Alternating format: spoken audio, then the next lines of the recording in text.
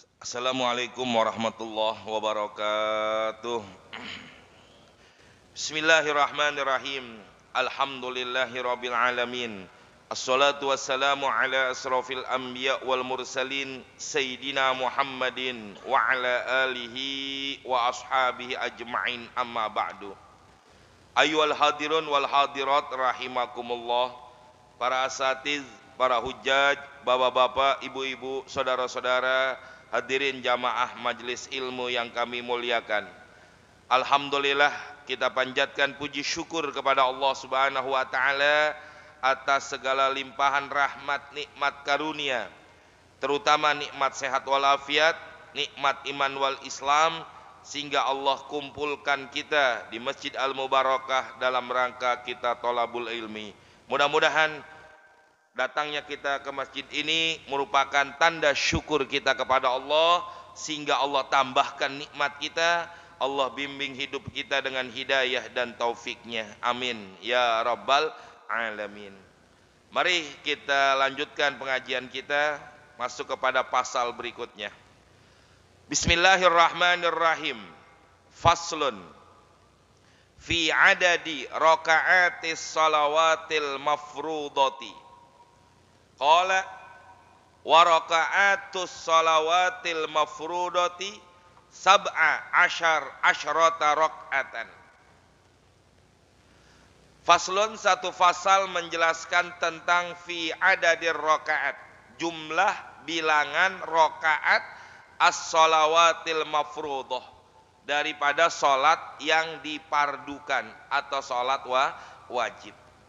Qala, kata pengarang kitab, wa raka'atus salawatil mafruḍah, adapun rakaat dari salat yang diwajibkan, jumlah keseluruhannya asyarata raka'atan, ada 17 rakaat. Hadza, jumlah 17 rakaat ini, idza kanatis salatu fil hadari, apabila salat itu dikerjakan pada waktu dalam keadaan hadir, artinya tidak dalam keadaan musafir, karena kalau musafir nanti berkurang rakaatnya. Yang kedua, 17 rakaat dalam sehari semalam dikerjakannya fi ghairi yaumil jum'ati, selain dari hari Jumat. Kalau hari Jumat berarti apa? Kurang lagi 2. Berarti kalau pada hari Jumat salat cuma 15 rakaat, karena zuhur yang biasanya 4 jadi 2, berarti jadi 15. Toh, fa in kanat fiha jum'atun, apabila ada pelaksanaan salat itu pada hari Jumat, naqasat rakaatani, berkurang menjadi 2 rakaat. Ya, karena salat Jumat cuma 2 rakaat. Wa in kanat maksuratan, apabila salatnya itu salat yang dikosor, ya, naqasat, maka kurangnya arba'an au sittan, ya, bisa berkurang 4 atau 6. Maka di sini jamaah, salat yang dikatakan sehari malam 17, kalau salatnya ada di dalam keadaan di rumah, bukan pada hari Jumat. Berarti kalau dalam keadaan hari Jumat kurang 2. Kalau dia dalam keadaan musafir kurang lagi. Yang 4 bisa jadi 2. Berarti kurang berapa? 6. Dari 17 jadi cuma 11 rakaat. Ya. Jadi minimal rakaat di dalam sholat cuma 11. Maksimal rakaat di dalam sholat fardu cuma 17. Ya, perinciannya seperti itu. Ya. Wa qauluhu, adapun perkataan pengarang kitab, fiha asyrata raka'atan, di dalam salat jumlah bilangan rakaat asyrata raka'atan, ada 17, ila akhirihi, sampai akhirnya, yu'rafu, ini bisa diketahui, bitta'ammuli, dengan cara dipikirkan, dita'amulkan, didalami, diteliti. Ya. Kenapa dalam 17 rakaat? Wala yatarattabu ala dzalik, maka dibilang tadi dia perlu ada pemikiran tadi tuh, kalau sehari Jumat menjadi kurang 2, Kalau pada dalam keadaan musafir bisa kurang menjadi 11. Kenapa? Karena ya dikosor. Kalau dia tidak dikosor tetap 17. Kan begitu. Kalau musafir itu kan nggak harus dikosor. Boleh nggak? Orang dalam keadaan musafir, saya mau zohornya 4 rakaat aja, ogah dikosor, boleh? Boleh, silakan, nggak ada masalah. Orang perkara sunnah kok. Ya berarti rakaatnya tetap jadi 17. Nggak mungkin nggak. Begitu. Bisa lebih nggak rakaat jumlahnya dari 17? Bisa nggak Pak? Nggak bisa. Bisa nggak kira-kira? Kan sehari semalam nih sholat jumlahnya apa 5 kali dalam sehari semalam. Bisa nggak lebih dari 17? Kalau secara hukum pastinya tidak. Kenapa? Karena udah hitungannya 2, 4, 4, 3, 4. Kan begitu ya. Tapi bisa jadi lebih dari 17. Kalau dia rupa rokaatnya, ini 3, 4, 3, 4. Ya, yang diambil berapa? Yang 3 kan? Yang lebih yakin. Walaupun itu udah 4. Jadi berapa? Bisa lebih. Kalau tidak yang begitu. Ya, ini cuma pertanyaan doang jamaah. Ya, artinya kalau kadang-kadang di dalam beberapa kitab fikih ada apa istilahnya? Ada kuis para ulama-ulama fikih kayak begitu. Ya, kurang lebih kayak seperti itu.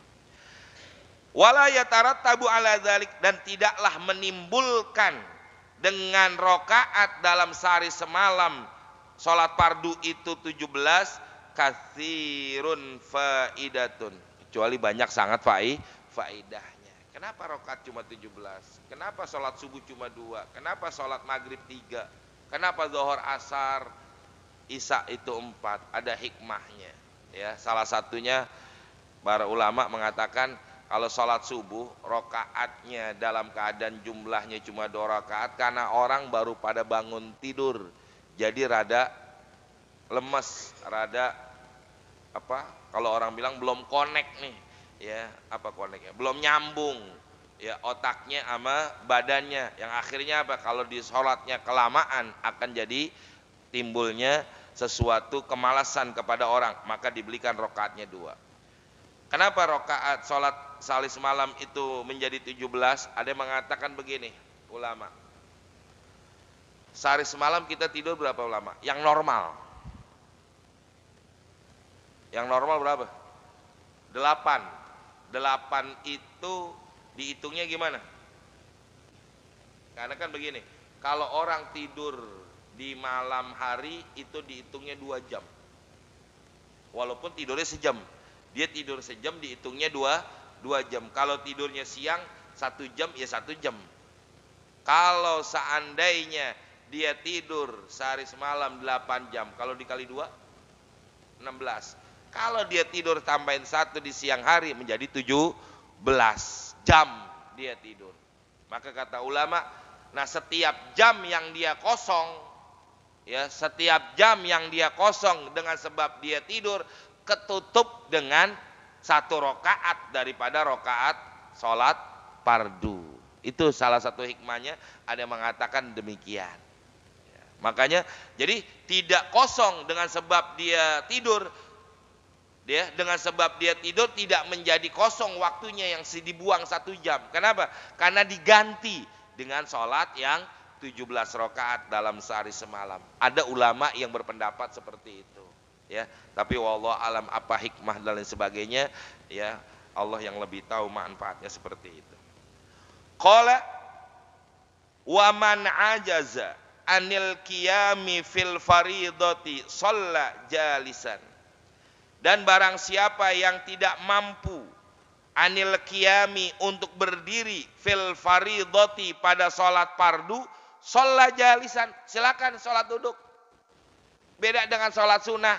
Kalau sholat sunnah sekalipun kita mampu diri, silakan duduk. Sholat sunnah, ya. Tapi kalau sholat fardu, kalau mampu diri, wajib diri.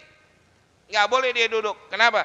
Karena berdiri di dalam sholat fardu hukumnya adalah ruknun min arkanis sholat. 1 rukun daripada rukun sholat. Nggak boleh, nggak. Ya. Kalau dia masih mampu diri, wajib diri. Tapi kalau nggak mampu diri, silakan dia duduk. Tapi kalau sholat sunnah boleh duduk. Kayak kita nih habis sholat isya, sholat ba'diyah, habis sholat ba'diyah, sholat taraweh. Saya capek, duduk aja. Silakan, gak ada masalah. Cuma memang ada ulama yang mengatakan pahalanya berkurang. Kenapa? Karena capeknya juga berkurang. Maka dengan sebab demikian diperbolehkan buat orang sholat sunnah dalam keadaan duduk, nggak apa-apa, walaupun dia mampu diri. Tapi kalau sholat fardu, kalau dia nggak mampu dalam keadaan berdiri, silakan sholat jalisan. Fa'inna ajaza anis sulusi, ya. Fa'in ajaza, apabila dia lemah atau tidak mampu anil julusi, sholatnya duduk kagak mampu juga, sholat muttaji'an, maka sholatlah dalam keadaan berbaring. Muttaji' itu kalau sholat tidur miring apa namanya? Kalau berbaring begini. Kalau muttaji' itu sholat kayak mayit. Tatkala mayit kita taruh di liang lahat, itu namanya muttaji'an. Apa bahasa Indonesia? Tidur miring.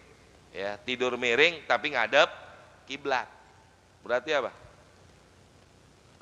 Tidur nindiin lambung sebelah kanan. Kan begitu. Karena apa? Karena palanya di sini, kaki sebelah sono. Jadi miring begini. Sholat itu ngadep kayak begitu. Jadi tetap ngadep kiblatnya dengan dada. Karena kan yang dikatakan orang sholat menghadap kiblat itu bukan dengan muka, tapi dengan dada. Orang sholat diri ngadepnya kiblatnya dengan dada. Orang sholat duduk tetap ngadep kiblatnya dengan dada. Nggak mampu duduk sholat supaya bisa ngadep ke kiblat apa? Jangan berbaring dulu, tapi dengan cara sholat tidurnya miring. Biar apa? Biar tetap menghadap kiblatnya itu dengan dada. Kalau kagak mampu juga baru ya mustalkian istilahnya. Sholat dalam keadaan berbaring. Ya. Nah, kalau orang berbaring bagaimana? Maka dihitungnya nanti yang ngadep kiblat bukan lagi dada, nggak mungkin kan? Ya. Yang ngadep kiblat mana? Telapak kakinya. Kan kakinya begini nih. Berarti telapak kakinya yang ngadep kiblat. Tapi memang disunahkan kalau mampu palanya diriin dikit, naikin dikit. Pakein bantal, ya, atau kalau tempat tidur di rumah sakit kan emang ada alatnya, biar bisa bagian palanya naik begitu. Nah itu begitu. Tapi kalau kagak mampu juga, ya udah, ya nggak harus diangkat kepalanya. Yang ngadep kiblat mana? Kakinya aja, telapak kakinya aja. Kagak mampu juga, baru dengan isyarat. Ya, nggak mampu juga dalam keadaan begitu, sholat tetap ada kewajiban, tapi cukup dengan isyarat. Nggak mampu juga dalam keadaan isyarat, baru sholatin, mati baru dah. Ya, artinya apa jamaah? Kalau dalam keterangan ini, yang namanya sholat nggak ada gugurnya, nggak ada liburnya, nggak ada dalam kondisi bagaimanapun kecuali 4 hal orang boleh meninggalkan sholat. Pertama, perempuan yang dalam keadaan haid boleh ninggalin sholat, bahkan haram kalau dia sholat. Kenapa? Karena di antara yang diharamkan sholat adalah orang yang dalam keadaan haid. Ini buat perempuan doang. Kita orang laki nggak ada yang haid. Ya, kalau keluar darah ambeien itu namanya. Ya, beda. Yang kedua apa? Perempuan dalam keadaan nifas. Kodok enggak? Kodok enggak sholatnya? Bu? Kodok enggak? Ibu lagi haid, ibu lagi nifas, keluar darah. Kodok enggak? Tanya pengantin baru. Nah. Kodok enggak? Enggak. Enggak wajib kodok. Karena memang enggak dikodokin kayak begitu. Ya. 2 ya tadi. 3, kapan lagi orang boleh ninggalin sholat? Orang dalam keadaan gila. Orang zawalul akli, hilangnya akal, gila, itu nggak ada kewajiban buat dia sholat. Ya. Yang keempat, orang mati. 4 hal doang udah yang diperbolehkan orang ninggalin sholat. Selain 4 hal ini nggak ada orang boleh ninggalin sholat. Berarti apa? Sakit kagak, musafir kagak. Kalau dia bukan dalam keadaan yang salah satu dari yang 4, sekalipun dia sakit bagaimanapun wajib sholat. Gak boleh enggak. Orang dalam apa, kalau yang dimasukin selang ke hidung tuh naudzubillah, atau masukin selang ke mulut, ya kan kagak sadar sama sekali, udah kagak tahu apa-apa, tetap kewajiban buat dia sholat, tetap kewajiban dia sholat. Gimana sholatnya? Orang banyak selang-selang, ya itu yang dibilang tadi, cuma dia ingetin doang. Orang di ruang ICU kagak mungkin dia sholat, ingetin, Pak sholat, udah masuk waktu zohor. Kita yang sehat ya cuma ngingetin doang kayak begitu, ya. Jangan cuma nemenin doang tapi nggak ada apa-apanya selain kita bacain Quran atau apa kayak begitu. Waktunya sholat nih, ingetin, Bu, udah waktunya asar, sholat. Kan yang namanya orang dalam ruang ICU sekalipun nggak melek, nggak apa, kupingnya hidup, apa? Kupingnya dengar nggak? Dengar tetap. Makanya di sini jamaah, hebatnya kuping kita nih. Yang pertama kali berfungsi dalam diri manusia tatkala lahir ke dunia apa? Bukan mata, bukan tangan, bukan apa-apa. Yang pertama anggota badan yang berfungsi tatkala manusia ke dunia apa? Kupingnya dulu. Makanya disuruh azan dengan qomatin. Nah begitu juga orang dalam kondisi bagaimanapun kupingnya orang pasti berfungsi. Telinganya dengerin, ya. Walaupun dalam kondisi bagaimanapun pasti kedengaran. Nah makanya di situ kita yang sehat perlu ngingetin kayak begitu, ya. Maka inilah aturannya. Kalau dia nggak mampu dalam keadaan berdiri, duduk. Kalau nggak mampu duduk, muttaji'an, sholat dalam keadaan berbaring. Idza ajiza al musalli, apabila nggak mampu orang yang sholat, anil qiyami, dari sholat berdiri, fi sholatil fardi, pada waktu sholat fardu, sholla qa'idan, sholatnya duduk. Nah duduk kayak gimana? Duduknya terserah mau duduk kayak gimana aja, tapi dari sekian banyak duduk yang afdol adalah duduk iftiros. Di sini jelasin nggak ya? Kayaknya nggak ada. Nanti di kitab fikih lain ada, ya. Kalau dia nggak mampu diri, sholatnya gimana? Duduk. Tapi duduk yang bagaimana duduknya? Yang afdol adalah duduk iftiros, duduk tahiyat awal. Kenapa dia duduk tahiyat awal paling afdol? Karena dia bisa sujud. Bisa nggak sujud? Bisa. Mungkin karena lemah doang kakinya, nggak kuat diri. Cuma kalau sujud itu bisa. Duduk dalam keadaan duduk iftiros. Kalau nggak mampu juga, baru duduk apa namanya tuh, yang kayak begini nih, duduk apa namanya nih?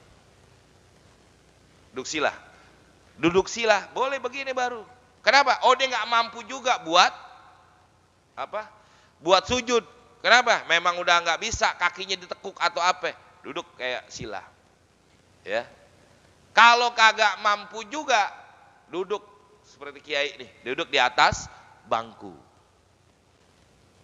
Silakan duduk di atas bangku begitu. Tergantung dah kemampuan dia di mana, ya. Kemampuan dia seperti apa sholatnya. Nah kalau dia mampunya, ya, kalau duduk di bawah kagak kuat, ya, bisanya duduk di atas bangku kayak begini, silakan, nggak ada masalah, nggak dipersalahkan, ya. Makanya dikatakan sholat qaidan, sholat dalam keadaan duduk. Duduknya gimana? Terserah, tapi afdolnya duduknya duduk iftiros, ya, supaya dia bisa supaya dia bisa sujud di dalam waktu dia sujudnya. Kan kalau duduk sila begini mau bangun buat sujud gimana? Kan ada ribet, susah, banyak gerakan. Duduk di atas bangku begini juga susah buat sujud. Kenapa? Terlalu jauh. Makanya dikatakan afdolnya sholat dalam keadaan duduknya duduk iftiros. Begitu jamaah, ya. Wala yankusu sawabuhu, dan tidak berkurang pahalanya. Kenapa? Karena dia sholat duduk karena dalam keadaan uzur, dalam keadaan tidak mampu buat berdiri. Beda dengan sholat sunnah, dia mampu diri tapi dia mau duduk, itu berkurang pahalanya. Kalau ini kan dia sholat duduk, kenapa? Karena memang tidak kemampuan buat berdiri. Maka dikatakan wala yankusu sawabuhu, tidaklah berkurang pahalanya, li'annahu ma'dzurun, karena itu termasuk uzur, ya. Qala Rasulullah sallallahu alaihi wasallam li Imran ibn Husain, "Shalli qa'iman." Kata Nabi, salatlah kau dalam keadaan berdiri. Fa illam tastati', apabila kau enggak mampu berdiri, faqa'idan, maka duduk. Fa illam tastati', apabila kau enggak bisa dalam keadaan enggak dalam keadaan duduk, fa'ala janbin, maka salatlah dengan keadaan lambung sebelah kanan. Artinya apa tadi? Miring. Rawahul Bukhari. Ini urutannya jamaah, urutan. Jadi jangan dulu dia, ini sholat fardu doang ya. Jangan dulu dia sholat dalam keadaan tidur kalau masih mampu duduk. Ini juga ya, kita ada orang sakit kayak begitu, kita tanyain dulu, bisa duduk nggak? Karena begini jamaah, ini bukan alat tahir, kalau istilahnya bukan alat tahir itu memilih. Ini alat tartib. Alat tertib itu urutan.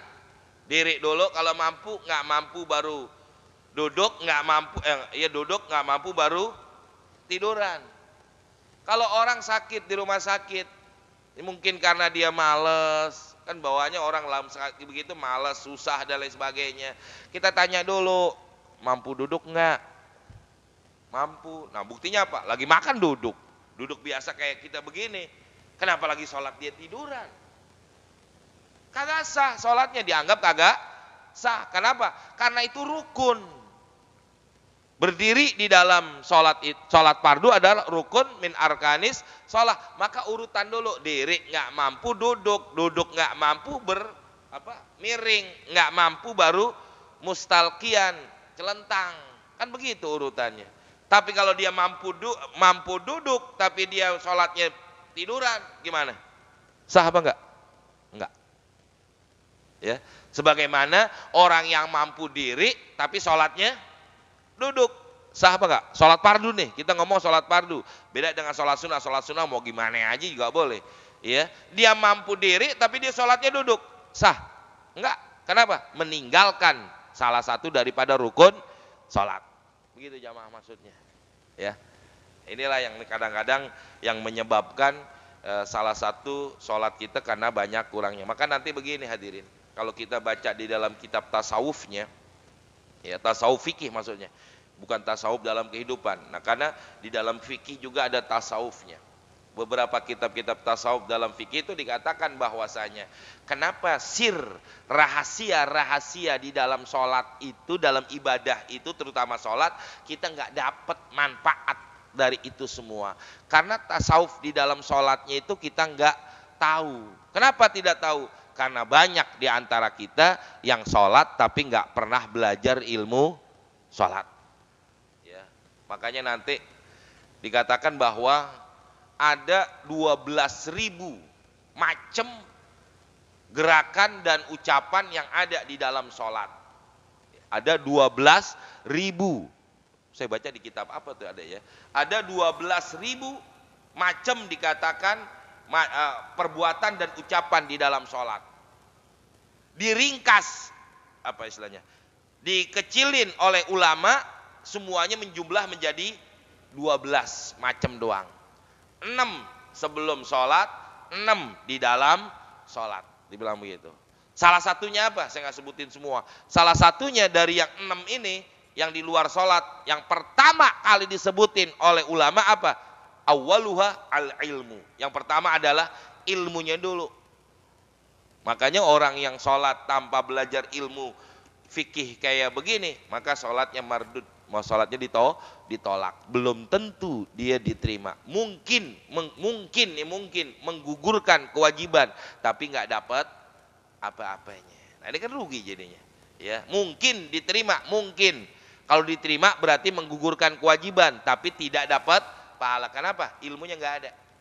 Karena mohon maaf Pak, Bu, berapa banyak orang yang sholat tapi kagak paham tentang ilmu sholat. Betul nggak gini?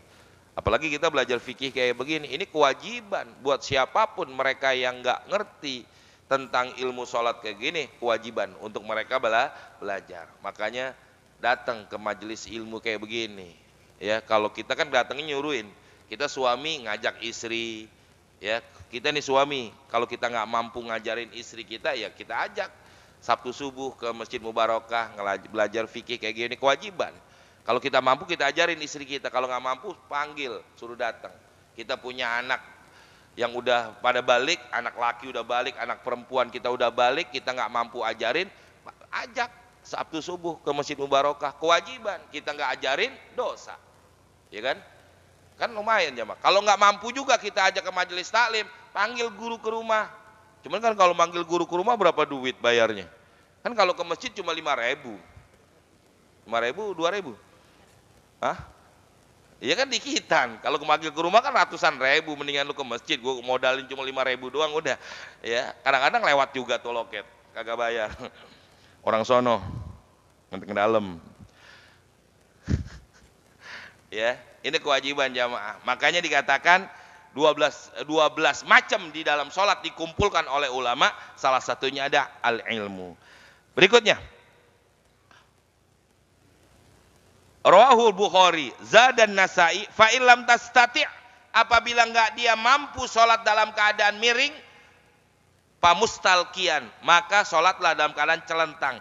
La yukallifullahu nafsan illa wus'aha. Tidaklah Allah membebankan satu jiwa illa wus'aha, kecuali apa yang dia mampu.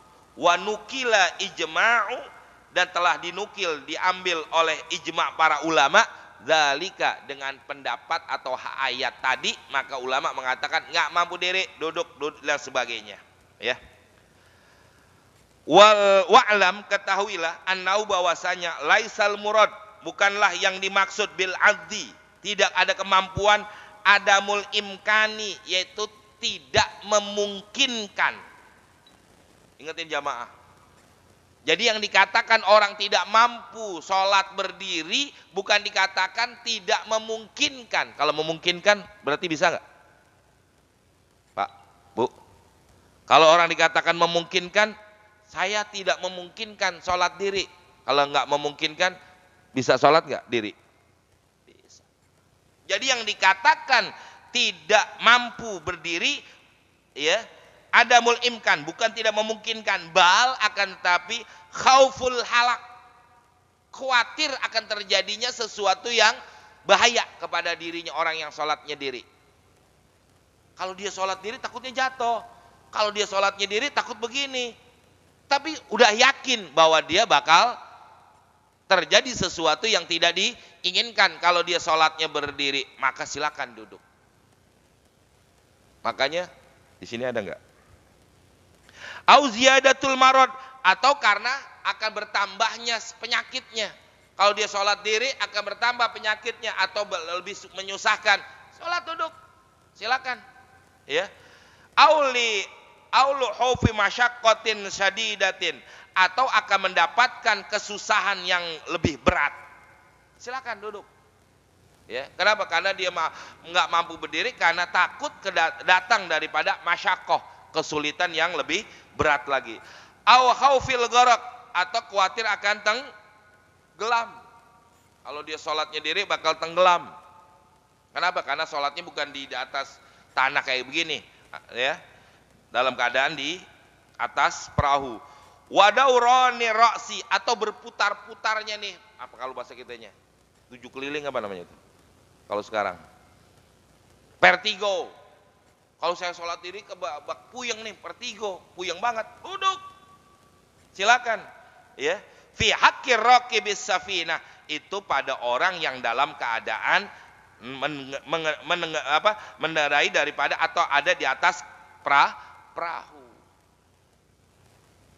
Ya, makanya kan begini jamaah, kalau orang sholat di atas kendaraan, di atas pesawat, itu bukan sholat adaan, itu sholat hurmatul waktu. Ya, lagi saya tegaskan kayak begitu jamaah. Orang sholat di atas pesawat, orang sholat di atas kendaraan, itu bukan sholat yang dikatakan sholat adaan, tapi sholat hurmatul waktu. Nanti sampai di tujuan i'adah. Inilah yang kadang-kadang pimpinan-pimpinan travel nggak nerangin kayak begini. Kalau saya dalam membimbing manasik, saya terangin itunya dulu. Kenapa? Orang kalau sholatnya aja nggak bener, gimana mau ibadah haji atau umrohnya bisa diterima oleh Allah yang wajib. Saya baca di kitab apa tuh ada keterangan seperti itu. Ya, bawah yang dikatakan gimana bisa ibadah umroh atau hajinya bisa diterima oleh Allah kalau sholatnya aja yang wajib dia masih tidak benar, kan begitu. Maka kita terangin dulu bagaimana cara sholat hurmatul waktu, bagaimana qashar, bagaimana jamak dan lain sebagainya. Buat apa? Biar ibadah yang lainnya bakal diterima oleh Allah Subhanahu wa taala. Nah, seperti itu keadaannya. Jadi yang dikatakan tidak mampunya berdiri bukan karena apa ya? Kira-kira saya nggak mampu nih. Tapi coba diri, kuat nggak? Kuat, diri dulu sholatnya. Makanya ada keterangan orang lagi sholat lagi sholat nih, pertama takbiratul ihram Allahu Akbar, dia mampu diri, tapi lagi baca Fatihah puyeng muter, gimana? Duduk, silakan, nggak apa-apa, ya. Atau di awal dia sholat duduk, di awal dia sholat baru takbiratul ihram, sholatnya duduk karena dalam keadaan pusing. Baru 2 rakaat, kayaknya pusing saya hilang nih. Yang menyebabkan buat dia boleh sholat dalam keadaan duduk hilang, diri. Wajib itu. Saya tanggung, tulisannya duduk aja. Sah nggak sholatnya? Sah nggak? Enggak. Kan dari awal udah duduk. Iya, karena dia awal dalam keadaan tidak mampu berdiri. Tapi dalam rakaat berikutnya dia merasa mampu diri. Jangan duduk diterusin. Begitu jamaah. Yang tahu kondisi siapa? Ya kita yang punya diri. Orang lain nggak bisa jamaah. Betul lagi? Yang tahu pusing, yang tahu kagak, yang tahu dalam keadaan sakit atau enggak siapa? Diri kita. Maka kita yang merasain, ya silakan. Nah, kita begitu. Ya. Qala al-imam wallahu alam bissawab. Cukup ya, sampai sini dulu. Nanti lanjut lagi. Apa-apa kan?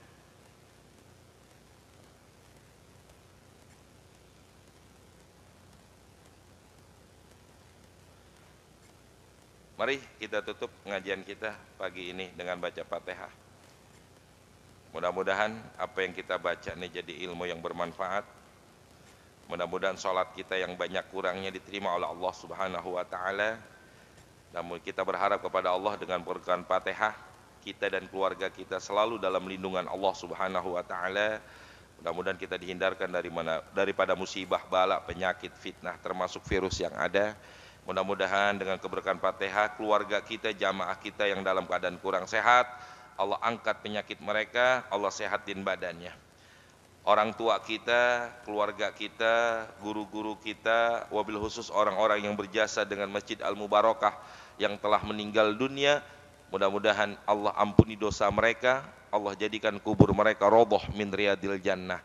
Anak-anak kita, cucu kita, mudah-mudahan yang lagi belajar Allah berikan mereka kemudahan, kelancaran, kecerdasan, kemampuan untuk mereka belajar sehingga mereka mendapatkan ilmu yang manfaat dan mudah-mudahan berguna bagi agama, bangsa dan negara.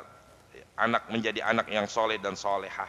Bihadiniya wa ila hadratin Nabi Muhammadin sallallahu alaihi wasallam. Al-Fatihah.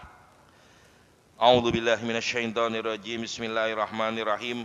Alhamdulillahirabbil alamin arrahmanir rahim maliki yaumiddin. Iyyaka na'budu wa iyyaka nasta'in. Ihdinas siratal mustaqim. Siratal ladzina an'amta 'alaihim ghairil maghdubi 'alaihim waladdallin. Amin. Bismillahirrahmanirrahim. Alhamdulillahirabbil alamin. Allahumma shalli ala sayidina Muhammad wa ala ali sayidina Muhammad. Allahumma anfa'na bima 'allamtana wa 'allimna ma yanfa'una wa zidna ilman nafi'ah. Rabbana atina fid dunya hasanah wa fil akhirati hasanah wa qina adzabannar. Wa sallallahu ala sayidina Muhammadin wa ala alihi washabihi wasallam. Walhamdulillahirabbil alamin. Assalamualaikum warahmatullahi wabarakatuh.